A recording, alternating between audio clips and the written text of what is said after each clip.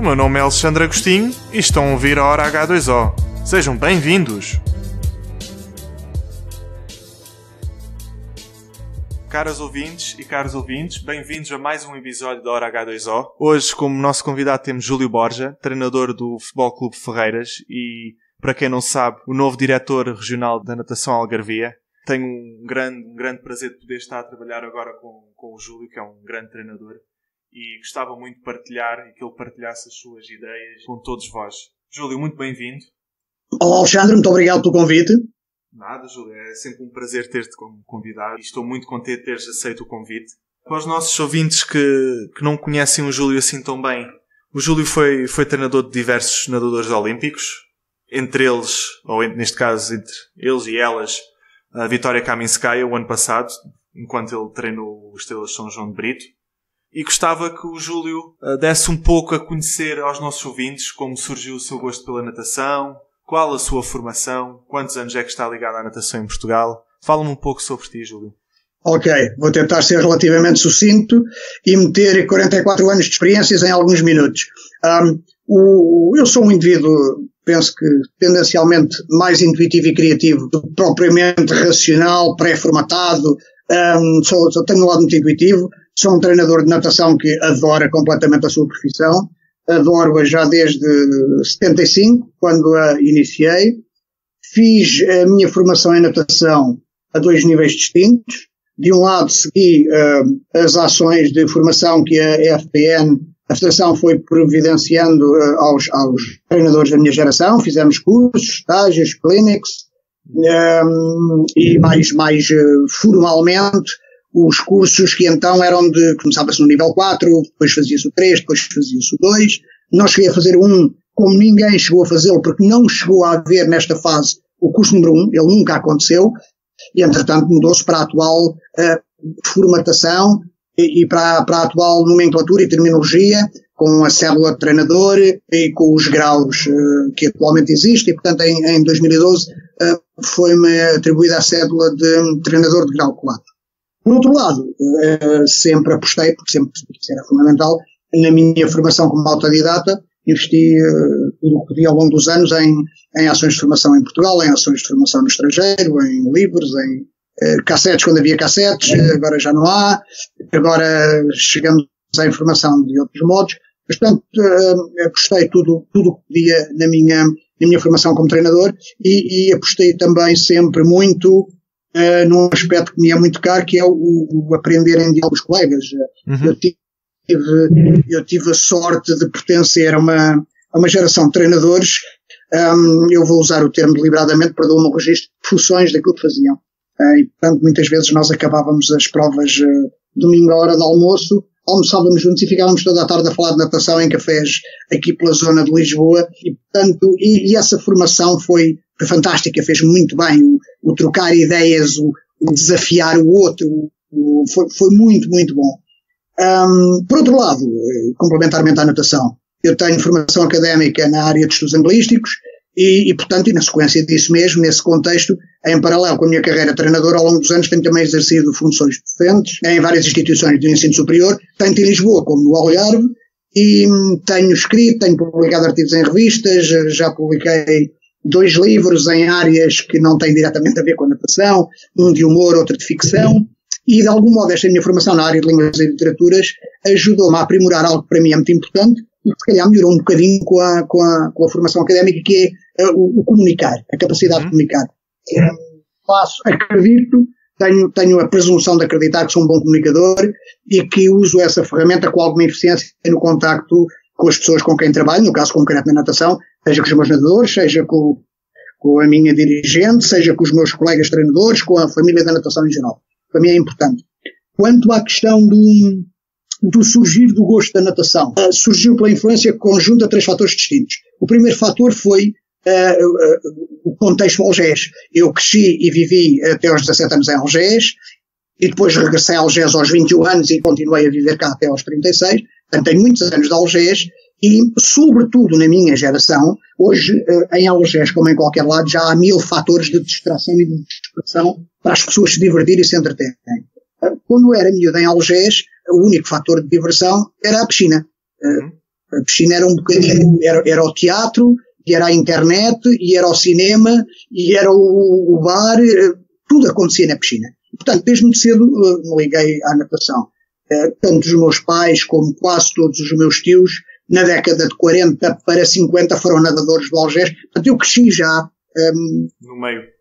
Com a natação no meio. Por outro lado, mais especificamente, o meu incontornável amigo de infância, o Paulo Gameiro, também ele nadador, também ele mais tarde treinador, durante muitos anos, embora já não no presente, o Paulo Gameiro, que as duas famílias eram muito amigas, e o facto de o pai do Paulo Gameiro ter sido um homem que fez quase tudo na natação nacional, foi nadador, foi jogador de polo aquático, foi dirigente da federação, foi dirigente da associação, o célebre, para quem é do meio, o Ezequiel Gameiro Veca, nome de guerra Veca, também a influência dele, estávamos eu e o Paulo centenas de horas em casa um do outro, foi fundamental. Ele trazia-me revistas do estrangeiro, contava-me histórias de provas internacionais em que tinha estado, e isso mexeu imenso com a minha imaginação, com a minha ambição, etc.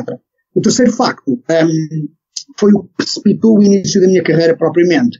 Foi o facto de o meu tio Zeca Borja, o irmão do meu pai, ter fundado, que também foi nadador de muito bom nível no seu tempo, foi nadador internacional, foi nadador de seleção nacional.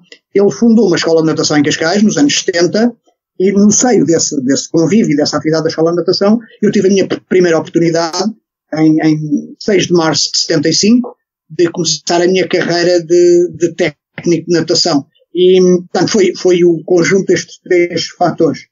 Muito resumidamente, ao longo destes anos, e peço que, obviamente, me interrompas se eu estiver a estender-me excessivamente. Não, à vontade. Okay. Muito resumidamente, eu trabalhei inicialmente a Cascais na piscina do meu tio. Logo depois o meu tio abriu uma segunda piscina no Estoril, já primeiro sozinho e depois com um sócio, com também ex-nadador e amigo desses tempos, o Daniel Velosa. Já estão os dois falecidos.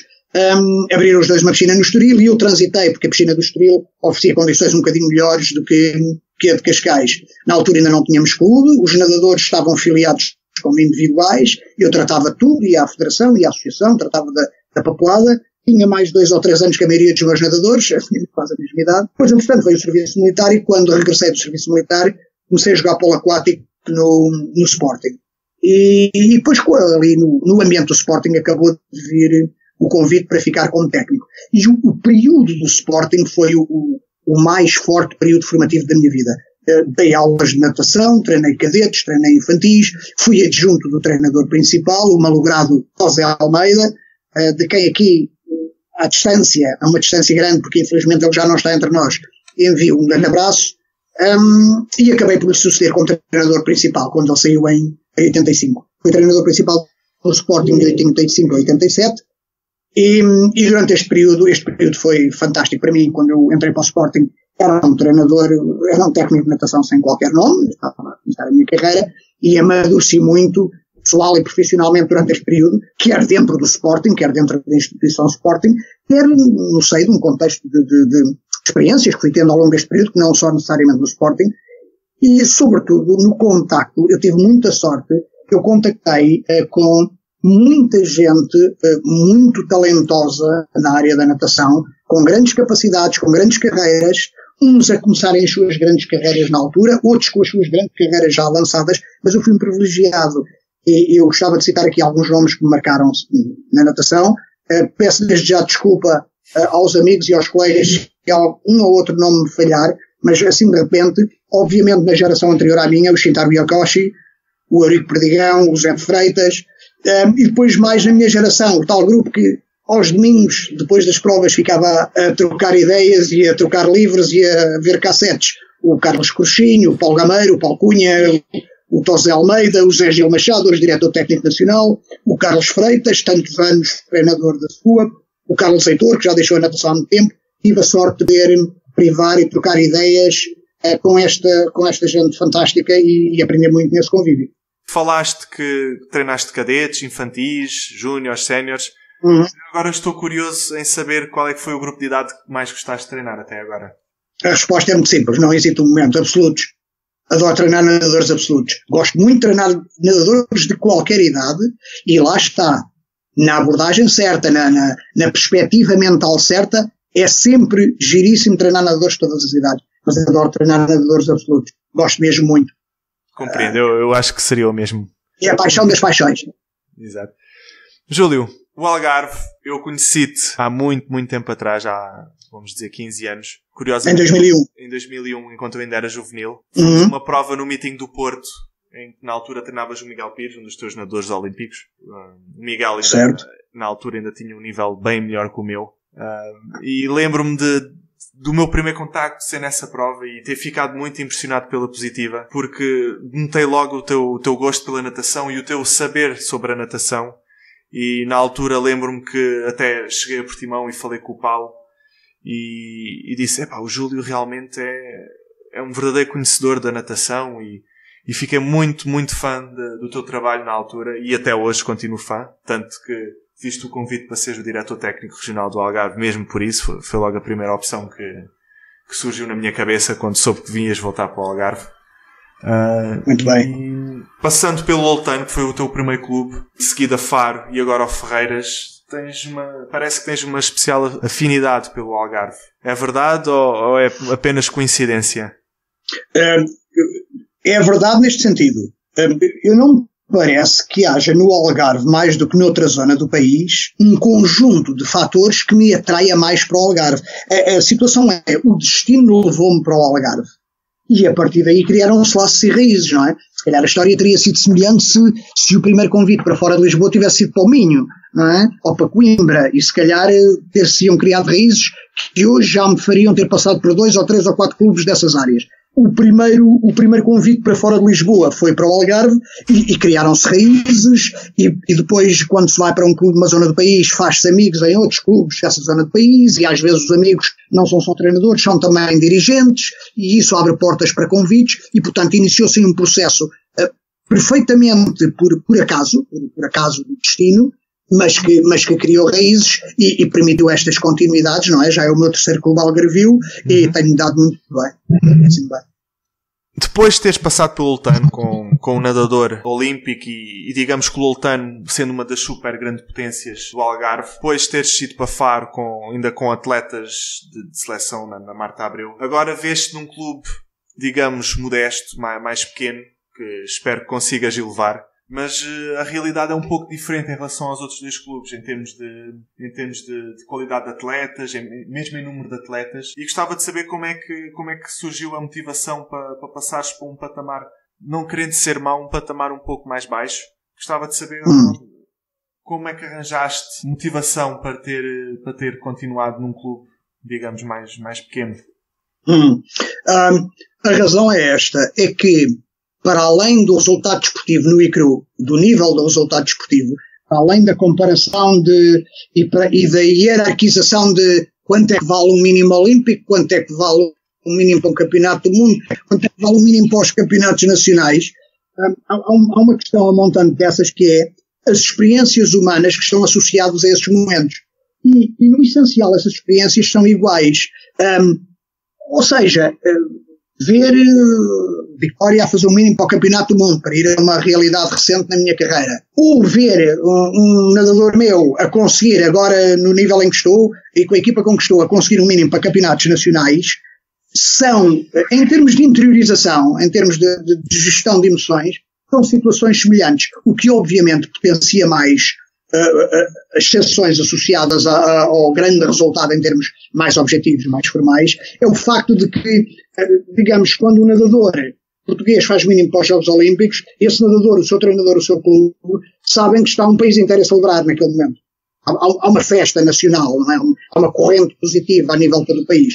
Quando o nadador faz, por muito feliz que esteja, o seu primeiro mínimo para os campeonatos nacionais, está ele a celebrar, estão os seus pais, está o seu treinador e o seu clube, ponto final. De resto não tem repercussão para fora da área mais restrita.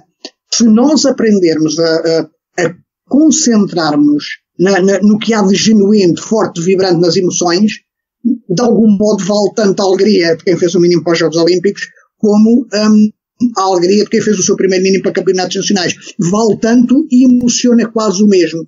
E eu tenho, neste momento, a ajudar-me tremendamente nesse mudar de enfoque e nesse estar estar em linha com outro tipo de resultados e com outro tipo de ambições, tem a meu favor o estar num clube que tem um ambiente absolutamente excepcional. Já passei por muitos clubes, já tive muitos ambientes de trabalho e de facto no Ferreiras há um ambiente de trabalho verdadeiramente são, verdadeiramente construtivo, de gente muito bem informada, muito positiva, e a experiência a nível humano é fantástica. E só por si não tem preço. É realmente uma abordagem e perspectiva diferente e interessante. Essa de hierarquizar o que é um mínimo olímpico e o que é um mínimo para o nacional, em termos de felicidade, a quantidade de felicidade que uma pessoa sente. E realmente, por acaso, nunca tinha pensado nisso nessa perspectiva e é muito válido. Agora abriste-me um pouco os olhos, Júlio. Porque realmente a pessoa, possivelmente, se quantificarmos a felicidade da pessoa, possivelmente é a mesma. Muito possivelmente. Exatamente. Júlio, tu falaste-me que uma das tuas qualidades e o que conseguiste aproveitar da tua formação que não esteja ligada à natação foi o aprender com o diálogo com os colegas. Recentemente, para quem não sabe, o Júlio criou o Encontro de Técnicos de Natação Algarvios, que desde já aproveito para dizer que é uma excelente iniciativa e tem o apoio da Federação Portuguesa de Natação já. E gostava de que falasses um pouco sobre esse encontro, para que os nossos ouvintes percebessem, e esperando que consigamos passar isto para um nível nacional e outras associações façam o mesmo, porque eu acho uma excelente iniciativa e toda a gente tem a aprender com este tipo de encontro. A ideia surgiu-me aqui há uns meses atrás. Assim que vim para o Algarve comecei a matutar na ideia. Uma das aprendizagens que eu fiz quando vim para o Algarve no início, em 2001 a primeira vez, eu reparei em alguém que nunca tinha pensado, porque eu estava, quer em termos de natação, quer em termos de vivências a muitos outros níveis, eu era um lisboeta fechado na sua Lisboa. Eu conhecia muito mal o resto do país. E uma das coisas que reparei quando cheguei ao Algarve foi que, ao contrário de Lisboa, em que, agora no caso concreto da natação, os técnicos dos vários clubes trabalham muito perto uns dos outros, às vezes trabalham lado a lado, porque só no Jamor temos uma série de clubes a treinar, e portanto os treinadores estão ali lado a lado, é muito fácil dialogar, trocar impressões, etc. No Algarve os clubes estão e treinam a 20, 30 quilómetros uns dos outros. Há muito menos contacto no dia-a-dia, no cais, entre os técnicos. E então, apercebi-me de que parte dessa experiência é que eu tive acesso enquanto treinador de Lisboa a partir do meio dos anos 70, de ter uma série de colegas ali no dia-a-dia com os quais podia dialogar, etc.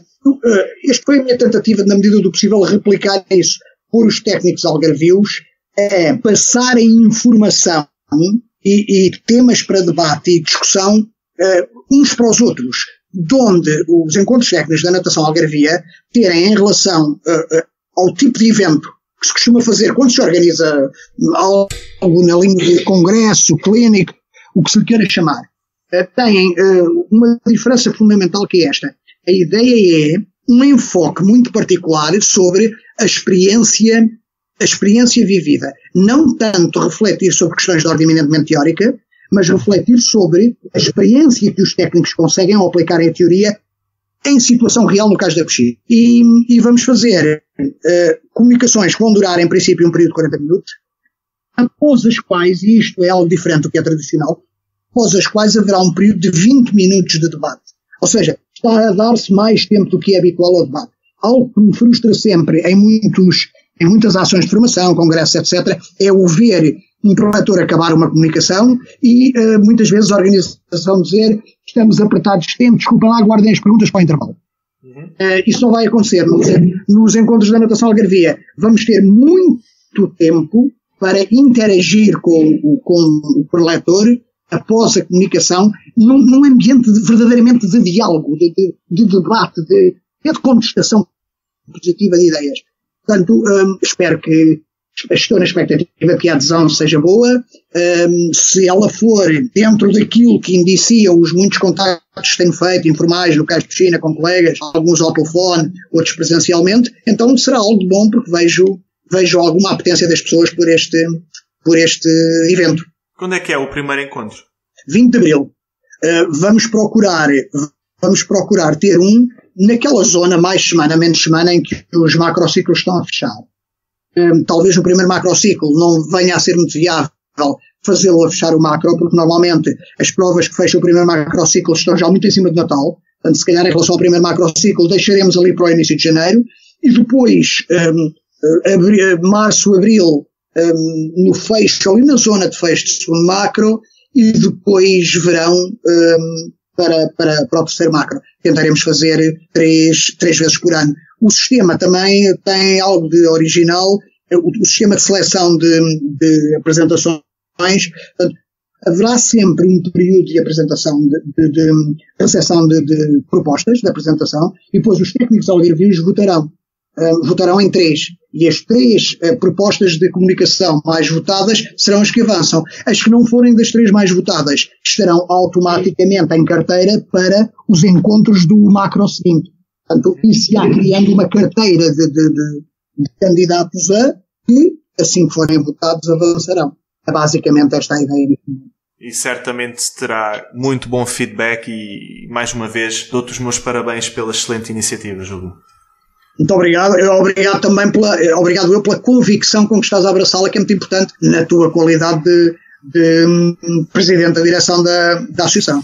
Sim, eu sinceramente já tinha tentado fazer alguns desses, não um encontro como este, mas, por exemplo, lembras-te de há uns anos temos feito, ainda enquanto eu nadador e quando ainda eras treinador do Lutano, fizemos treinos em conjunto com reviews e tentei voltar a replicar esses treinos em conjunto, e infelizmente não houve muita receptividade por parte dos clubes algarvios, mas esta iniciativa parece-me que vai ter uma grande e uma boa receptividade por parte dos clubes, e mais uma vez estás de parabéns e espero que seja para durar muito tempo.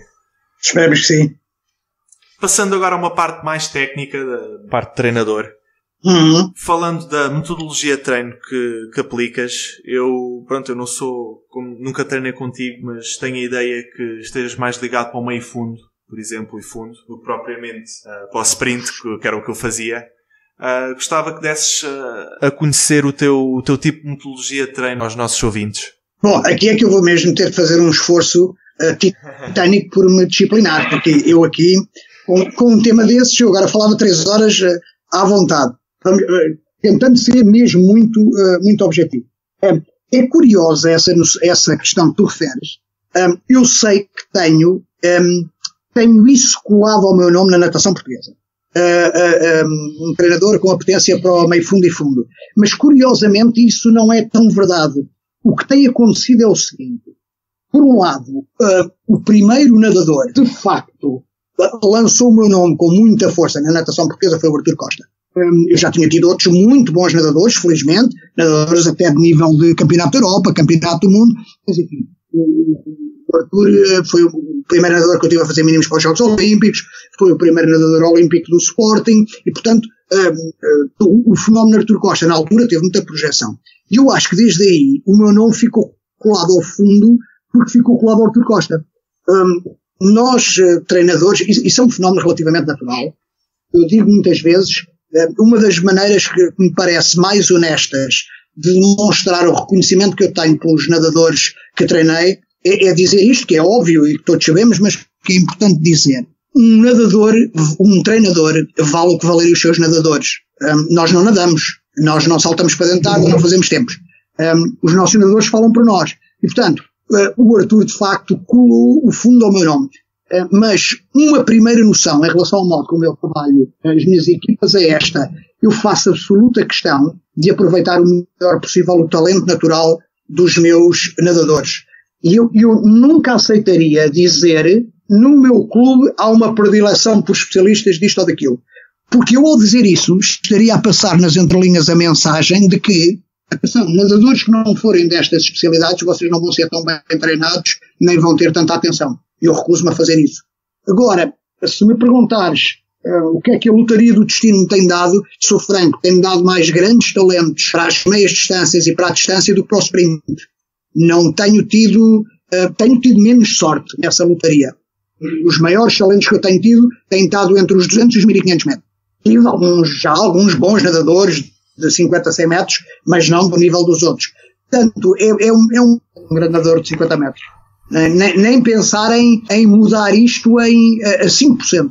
Agora, na sequência da pergunta que me fizeste, uma das questões em relação ao treino, eu gosto muito de pôr em equação duas questões. De um lado, planear com muito cuidado e às vezes com uma minúcia, para alguns será quase irritante porque detalhada em excesso, mas depois consigo a mim próprio, no caso da piscina, muita flexibilidade.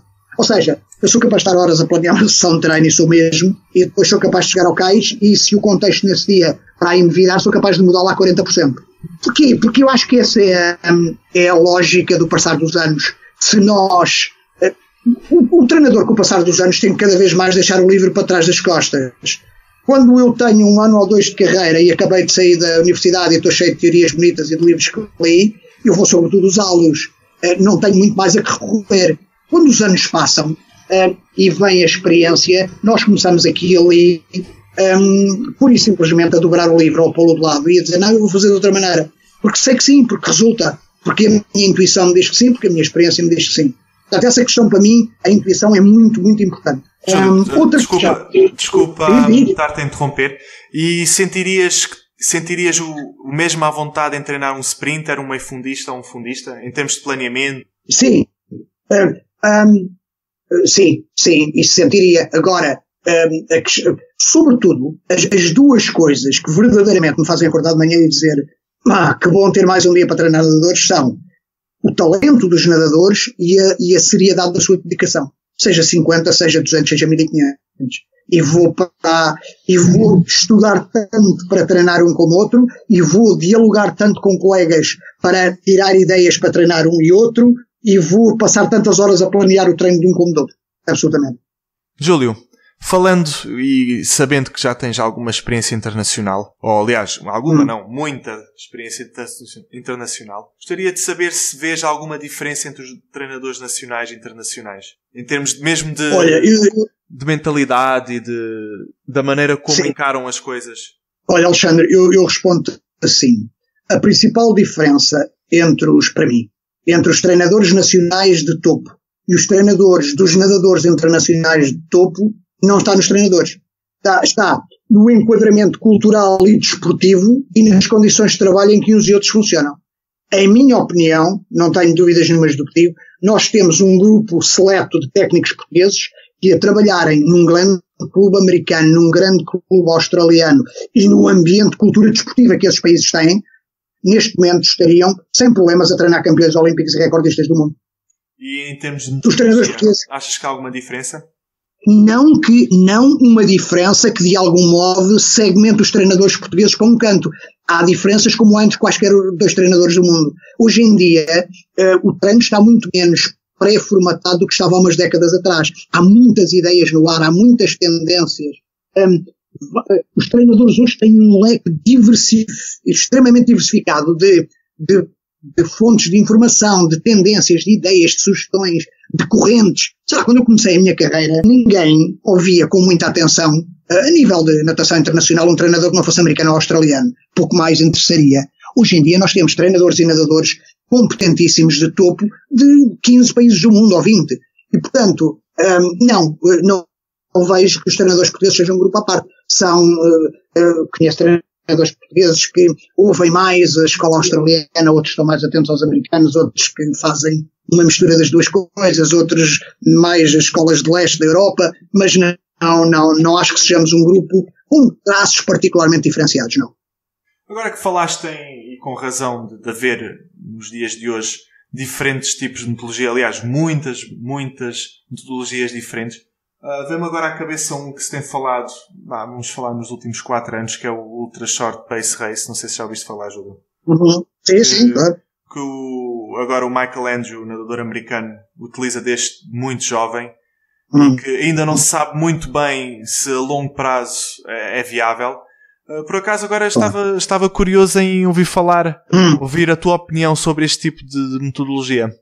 No fundo, vamos lá ver, eu duas questões. Primeiro, não a estudei a fundo, e segundo, não a experimentei a fundo, mas tenho consciência do quê. A ideia base parece-me interessante. A ideia base é a ideia, no fundo, por trás dessa tendência, está uma ideia que tem orientado algumas das mudanças mais significativas da natação nas últimas décadas, que é dar um treino cada vez mais específico em termos de proximidade aos ritmos de prova aos nadadores. Ora, tradicionalmente, há algumas décadas atrás, os nadadores que mais sistematicamente treinavam a maior parte do tempo longe dos seus tempos de prova eram os sprinters. Os fundistas não tanto. Os fundistas treinavam mais perto dos seus tempos de prova. Os sprinters não. Os sprinters, em relação ao que é hoje a realidade, passavam muitas semanas de época a fazer percentagens muito elevadas dos volumes de treino a alguma distância dos ritmos de prova. Portanto, o que esta ideia faz é colocar como ideia quase obsessiva e central ao treino o nadar a ritmos iguais ou superiores à prova. Essa intensidade. Portanto, a ideia parece-me obviamente interessante. Provavelmente é uma ideia, enquanto toda, ou um conjunto de ideias às quais valerá a pena ir buscar algumas sub-ideias, algumas alíneas. Não sei se em toda a linha será uma filosofia de treino aplicável a clubes com 30 ou 40 nadadores dentro d'água. Sim. Não sei se será tão fácil de operacionalizar. Sim, e sobretudo porque vai um pouco contra a ideia geral que pelo menos temos em Portugal, que é o atleta jovem normalmente tem que ter uma boa base, tem que passar pelaquela fase enfadonha da metragem, etc. Por exemplo, o Michael Andrew não passou por essa fase, passou diretamente. Aliás, eu penso que seja o pai dele e tudo, que seja o treinador dele. E ele passou ele não passou por essa fase da base. Ele começou diretamente nesse tipo de trabalho. E as pessoas criticavam sempre e tinham sempre algumas reticências em relação à sua longevidade enquanto nadador, se conseguiria evoluir da mesma maneira. E agora, por acaso, ele está a começar Pronto, ele já é nadador sénior agora, neste momento.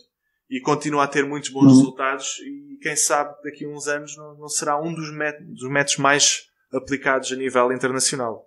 Eventualmente. Há outra questão em termos de metodologias de treino que me parece muito importante referir em paralelo com esta, que é verdade que determinados métodos de treino são particularmente eficientes, mas é também verdade que um método de treino que resultou fantasticamente com o nadador pode resultar apenas medianamente com outro. E isso é fundamental. É por isso que eu às vezes comparo a relação treinador-nadador a uma relação entre dois elementos de um casal, marido-mulher ou namorado-namorada. Às vezes nós, sobretudo quando somos jovens e andamos ainda na vida à procura de um parceiro ou de uma parceira para a vida, encantamos-nos com fatores que, com o passar dos tempos, acabam por não ser fatores de sucesso. E às vezes até dizemos que aquela pessoa é fantástica, é muito boa pessoa, é muito boa formada, muito bem formada, mas não é a pessoa para mim. Não foi. Isso acontece um pouco entre treinadores e nadadores. É por isso que eu tenho observado isto com muita atenção ao longo dos anos, na natação nacional e internacional. Há nadadores que têm fases de relativa estagnação na sua carreira, ou de progresso discreto, mudam de treinador e não mudam necessariamente para um treinador melhor, mudam apenas de treinador e de repente disparam.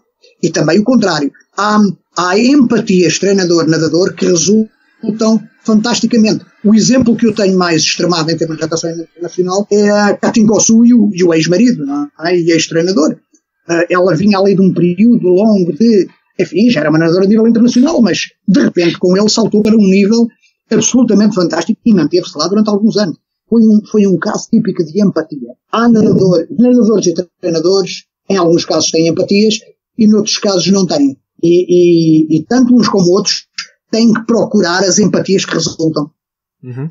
Exato, e há vários casos de nadadores que mudaram de clube porque pensavam que o treinador X era o melhor para sprint ou o que seja, mas depois chegam lá e deparam-se com uma realidade que não é bem aquela que estavam à espera e não têm os resultados que queriam.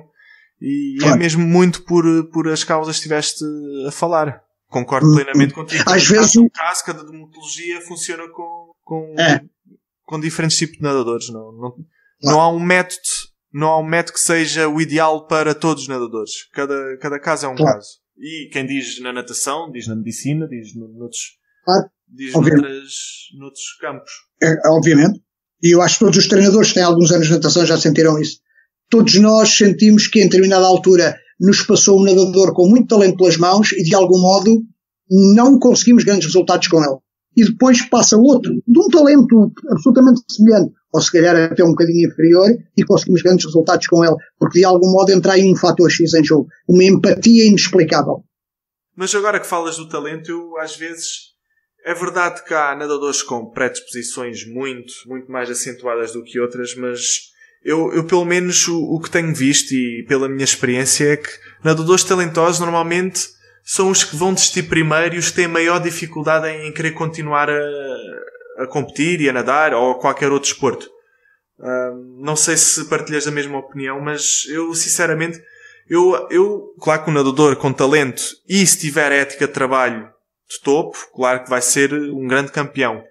Mas às vezes até preferia ter um atleta que fosse muito trabalhador acima de um nadador com muito talento. Porque acho que é muito mais fácil conseguir-se um bom resultado a longo prazo com um nadador muito trabalhador do que com um nadador muito talentoso que seja mais preguiçoso. Olha, eu costumo, a combinação dos fatores é uma coisa muito complexa. Eu quando faço a hierarquia dos fatores que fazem um grande nadador, costumo mencionar 4 níveis. O meu nível número 1 é talento. O meu nível número 2 é trabalho. Número 3, treinador. E número 4, tudo o resto. Pais. O enquadramento. Enquadramento social. Tudo o resto, família, o clube, o apoio que o clube dá, as condições que tem para treinar na piscina, etc. Para mim, isso está tudo no pack do nível 4. Eu tenho reparado que o fator número 1 é talento. Agora, concordo contigo quando dizes há ou não há uma grande percentagem de grandes talentos que esbanjam o seu talento. O grande talento é um presente muitas vezes envenenado. O indivíduo com um grande talento frequentemente deslumbra-se, e especialmente sempre jovem, deslumbra-se porque olha ao lado e diz, mas se eu posso a treinar metade do que do lado, ganhar, para que é que eu me vou chatear? Portanto, esse desaproveitamento do grande talento é uma coisa que infelizmente se vê muito no desporto de alta competição. Agora, o ideal é o indivíduo que nasceu com o grande talento e depois põe um trabalho doido em cima do talento. Apesar de tudo, podemos encontrar nadadores que foram particularmente talentosos e não foram uns monstros de trabalho e vice-versa, e que chegaram uns e outros ao topo. Quando chegamos ao nível de um tipo como o Phelps, já não pode ter só um. Tem que ser de topo absoluto nos dois. Eu quando os dois primeiros casos, tenho 2 casos típicos. Um grande talento que não era um trabalhador monstro e os treinadores dele o disseram, o Mark Spitz. Um indivíduo que tinha um talento, sobretudo a nível biomecânico, sensibilidade à água, perfeitamente medíocre, mas que era um animal a treinar, o Salnikov. Salnikov tinha semanas de treino de 140 km. Isto, a pessoa que ele era. E não era um indivíduo com talento, mas trabalhava a um nível de monstro, não é? Inacreditável. Exato. Júlio, fala-me um pouco das tuas melhores memórias na natação até hoje. Eu acho que tens umas boas histórias para nos contar. Tenho algumas. Vamos lá ver se consigo contá-las sem me emocionar em excesso. Se a voz tremer um bocadinho aqui e ali, é dos cabos, é da transmissão. Olha, quando tu deixaste-me essa ideia no ar, eu obviamente fiz aqui, tomei umas notazinhas para... eu sinto-me... Eu espero não deixar de lado nenhuma daquelas que, sobretudo quem as tenha partilhado comigo, diga, olha, o indivíduo não se lembrou desta ou daquela, mas em 44 anos já são muitas. Portanto, algumas... Eu fiz aqui um elenco de algumas dos mais diversos tipos. Algumas são histórias que têm a ver com momentos formais importantes de grandes feitos desportivos da parte dos nadadores meus. Outras são histórias muito mais de bastidores, mas lá está, suscitaram emoções não menos preciosas. Sem grande preocupação de ordem de importância, obviamente, a qualificação do Miguel Pires em 2004 para os Jogos foi um momento, agora para começar pelo Algarve, foi um momento fantástico, primeiro atleta olímpico do Algarve em natação. E único até hoje. E sobretudo o contexto em que aconteceu, porque nós pensámos em determinada altura que a porta estava fechada e ele não ia aos Jogos, quando de repente se descobre que havia um erro no ranking internacional e que a equipa que estava no 16º lugar, portanto a pôr-nos fora dos Jogos em 17º, tinha entrado erradamente para o ranking, era o México. Nós éramos de facto os 16º. Portanto, um dia eu recebo uma chamada do Paulo Cunha, então diretor técnico nacional, a dizer-me, olha, quero que saibas que houve um erro, a nossa estafeta de 4x200 vai aos Jogos e o Miguel está dentro. Aí foi uma festa fantástica no cais da piscina de Loureiro. Essa é uma memória fantástica. Noutro registro, em 76 e depois em 1980, tive 2 ações de formação que me marcaram para o resto da minha carreira. O Peter Dayland, que veio a Portugal, em boa hora, teve cá há cerca de 5 dias cada vez, a fazer umas clinics bem alargadas. O Peter Dayland era o treinador da Universidade da Califórnia do Sul na altura e tinha tido em 76, meses antes de ter estado cá a dar a primeira clinic, o campeão olímpico de 6 200 costas, o John Neighbor, e o primeiro homem a baixar dos 2 minutos aos 200 costas. Portanto, um treinador como eu, tinha 19 anos na altura, foi encontrar modelos do Olimpo, marcou-me para sempre. Foi uma grande recordação. Obviamente, é claro, a seguinte que eu tenho que mencionar é o mínimo do Arthur para os Jogos Olímpicos. O primeiro nadador meu fez mínimo para Jogos, num maravilhoso 22 de agosto de 1987, às 11h30 da manhã, os 15:53:21 dele, mínimo para os Jogos, foram o momento mais intenso da minha vida, em termos emotivos. Tanto que perdi, foi talvez a única vez na vida em que perdi o controle de mim mesmo. E eu sou um tipo de indivíduo muito autocontrolado. Para eu perder o controle, as coisas têm que estar mesmo. Foi um grande dia. Muito mais recentemente, o ano passado, em 2017, tive algo que a mim me tocou muito particularmente. Não sei se estou com que grau de objetividade posso dizer que faz sentido que isto me tenha tocado tanto, mas no Open de Espanha de 2017, ver a Victoria bater 3 recordes absolutos e ganhar 3 medalhas de prata em 3 dias consecutivos foi excelente, franco. E com um detalhezinho de bastidores que me aqueceu o coração e que eu acho que ela também, que ela recordará sempre, é que aos 150 dos 200 estilos ainda ia à frente da Mireia. E isso é para contar aos netos, não é? Também é uma grande recordação. De dezembro de 2016 para dezembro de 2017, fiquei também marcado pelos 9 recordes absolutos que a Victoria bateu no espaço humano. Nunca me tinha acontecido na carreira. Não creio. Um nadador meu bater 9 recordes absolutos no espaço humano foi excepcional, deixou-me também extremamente feliz. Lembro-me com algum misto de alegria e tristeza que a Marta Abreu, na última prova que nadou como minha nadadora pelo Clube de Natação de Faro, bateu o recorde absoluto dos 200 estilos, que curiosamente foi o primeiro recorde da carreira dela. Nunca tinha batido nenhum recorde de categoria. E no dia em que se despediu de mim de Faro, bateu o recorde absoluto dos 200 estilos nos Nacionais de 2012. Em 86 tenho uma memória fantástica. O Arthur Costa, na segunda edição do Multinations, ganha os 1500 e os 400 livres, e num e no outro dia toca o hino nacional e 600 ou 700 ou 800 pessoas que enchiam até à boca a piscina dos Oliveiros contam o hino nacional. Isso foi também como verdadeiramente. Um outro, já a chegar ao fim, um detalhe pequenino.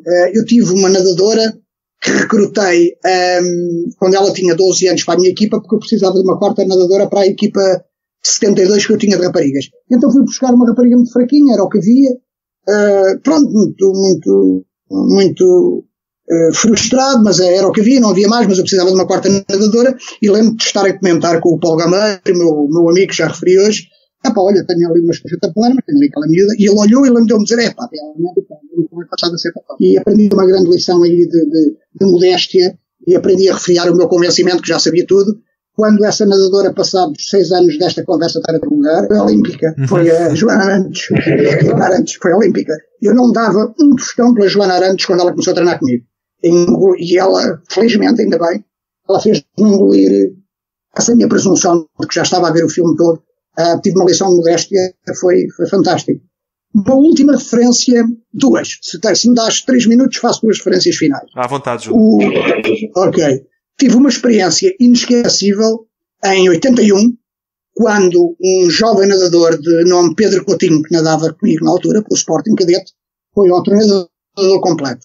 As expectativas que tínhamos era eles ficar ali nos 5 primeiros, ele estava a começar, tinha meses de natação. E na altura havia um nadador de Algés, que era o Paulo Russo, muito bom nadador, depois fez-se muito bom jogador de polo aquático. O Paulo Russo na altura era de longe o melhor nadador de Lisboa. E então a minha expectativa era de que Pedro acabasse os 200 estilos, o nadador completo 10 segundos, na altura somava-se os segundos da prova. E quando chegamos ao fim das 4 provas de 100 metros, só faltavam os 200 estilos, o Pedro Coutinho, com 8 anos de idade, inexperientíssimo ainda, estava empatado com o Paulo Russo, E eu fiquei preocupadíssimo, pensei, eu tenho que tirar a pressão deste miúdo, já deve estar a pensar que eu lhe estou a exigir que ele vai ganhar ao outro, e que o pai está em cima, e que a equipa está em cima, e portanto puxei-o de lado, e o Lourinho de 8 anos puxei-o de lado, e comecei a fazer uma conversa para tirar a pressão. Olha, Pedro, quero dizer que não há pressão, já fizeste muito mais do que eu pensava, e ele de repente interrompe-me, isto foi um dos momentos da minha carreira, ele interrompe-me, olha para mim assim para cima, era um miúdo de 8 anos, com um sorriso de total desplante, assim a par o fato bem, diz-me assim, Júlio, espera aí um bocadinho, não está a pensar que eu vou perder isto, não, é porque eu já ganhei. E isto foi o anunciar, da parte do Pedro Coutinho, do talento absolutamente de outro mundo,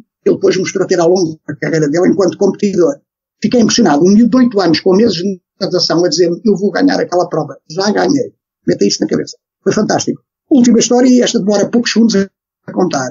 Tenho uma recordação muito gira do verão de 2006, treinava comigo na altura no Loltano um nadador chamado André Dias. Se chegar a ouvir este podcast aqui, vai um grande abraço para ele também. Como para todos muito os outros. Bem, já sei o que é que vais dizer, Júlio. Sabes o que é que eu vou contar? Sei.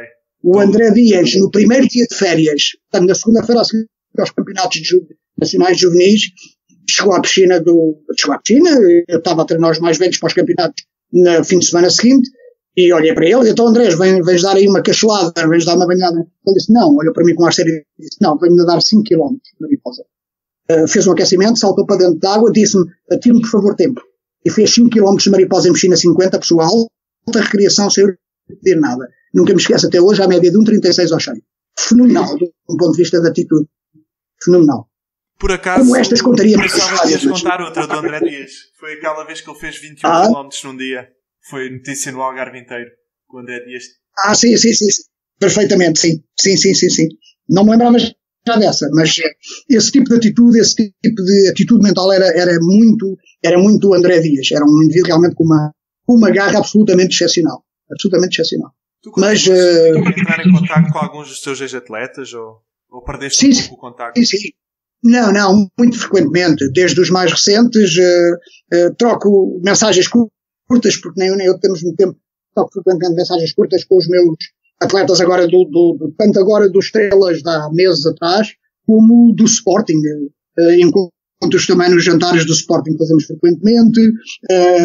Quando vou ao Algarve, tento estar com atletas do meu período algarvio, adoro contactar com os meus ex-atletas e gosto de ouvir feedback deles, gosto de ouvir as críticas deles e as observações deles em relação ao que fiz de melhor e pior enquanto treinador e enquanto pessoas junto deles, porque isso é uma aprendizagem, ouvi-los. Por acaso estava curioso porque, pronto, eu continuo a falar com o Paulo de vez em quando, mas já não falo assim tanto. Claro que se calhar falo claro. 2 em 2 semanas e estava curioso como é que se ainda entravas em contacto com eles. Eu sei que algumas pessoas perdem completamente o contacto depois de acabarem a sua carreira como nadadores. Eu felizmente tenho a oportunidade de falar com o Paulo sempre quiser e muitas vezes, mas sei que há pessoas que perdem o contacto. Um dos nadadores que em anos relativamente recentes, como eu já disse e por força de coisas que aconteceram e que eu já contei, me marcou a minha carreira, e com o qual eu perdi nestes últimos anos totalmente o contacto, e cada vez que quero chegar a ele, toda a gente com quem falo me diz, eu também não consigo o contacto, ele é o Miguel Pires. Olha, eu também. Ainda no outro dia estava a falar com o Duarte Mourão sobre isso. O que é feio? O Duarte Mourão e o Miguel Pires foram colegas de casa, na altura no Algarve. Sim. E ninguém sabe do Miguel, é impressionante. Sei que há uns tempos no Facebook circulou uma fotografia dele e o Vítor, do Loltano. Sim. Mas já não o via há aí 12 anos e ninguém sabe dele. Pronto, eu presumo que ele tenha acabado o seu curso de medicina e seja médico. Ele é médico. Eu encontrei-o há alguns anos atrás num hipermercado. Falámos durante 5 minutos. Ele apresentou-me a então namorada, não sei se hoje já mulher, e nunca mais nos vimos. Isto já foi bem há uns 6 anos. Exato. Não, ninguém sabe dele. Por acaso, eu tive esta conversa com o Duarte Mourão este verão e com o Fernando Costa, que teve férias no Algarve, e ninguém sabe do Miguel. Júlio, estamos a chegar ao fim do nosso podcast, do nosso episódio de hoje. Não sei se tens mais alguma coisa a dizer ou alguma menção. Eu gostava de, por um lado, a repetir que me perdoem amigos, colegas, ex-nadadores, que eu possa ter esquecido de referir, porque, como digo, estão muitos anos em questão. queria muito abrangentemente e muito sentidamente agradecer a tanta gente boa que eu conheci ao longo de 44 anos de carreira até hoje, tanta gente com que aprendi tanto e, sobretudo, tanta gente, e é isto que eu quero registar, me ajudaram muito mais do que a ser um melhor treinador de natação, a ser uma melhor pessoa. Sem esses contactos, eu hoje seria menos boa pessoa do que sou. Bem-ajam todas as pessoas boas que eu conheci em 44 anos de natação até hoje, e as que irei conhecer, e que às quais mando já o meu abraço antecipado também. Muito obrigado por participares, espero ter aqui dentro em breve mais uma vez. Obrigado pela oportunidade. Tchau, Júlio, um grande abraço. Muito obrigado, Alexandre, um grande abraço, até breve.